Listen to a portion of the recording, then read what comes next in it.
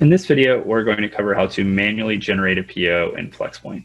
Now, there are a couple different reasons for why you might need to manually create a PO. Maybe you're just setting up your account and you just want to run through some tests without auto-generating them to better understand the order lifecycle. Or if you had multiple items on here and you needed to basically just select a few that you wanted to send in this instance and be able to generate the PO, but leave a few of them off. So the first thing that we're going to do is we're going to click on our Create POs button right here. And we're going to need to give it a number. And then we're going to need to choose the source who would fulfill the items. So for this item that's in the background, I know that it's coming from source 3. And the shipping method I want to use is UPS ground. And what we're saying here is we know that this is the fulfillment location for this source, but in an instance where there were multiple suppliers for the same item, you could redirect this and say that you wanted to go to source 2.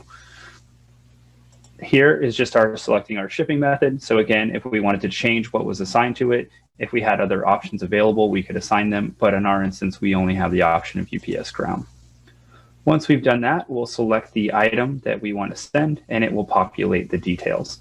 Now, in the instance that we needed to add a manual item to this order, we could click on manual item.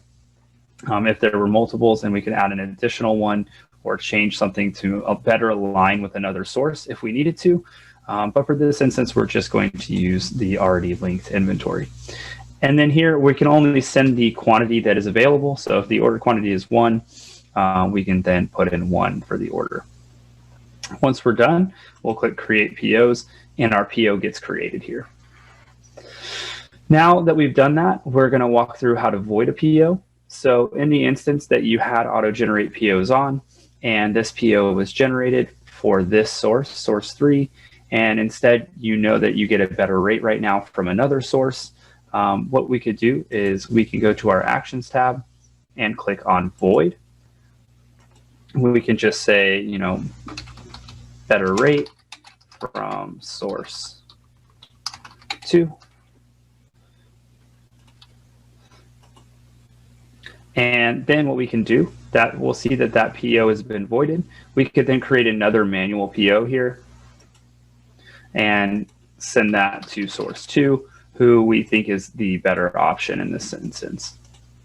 And that's how you create a manual PO in Flxpoint and void a PO in Flxpoint. Thank you for watching.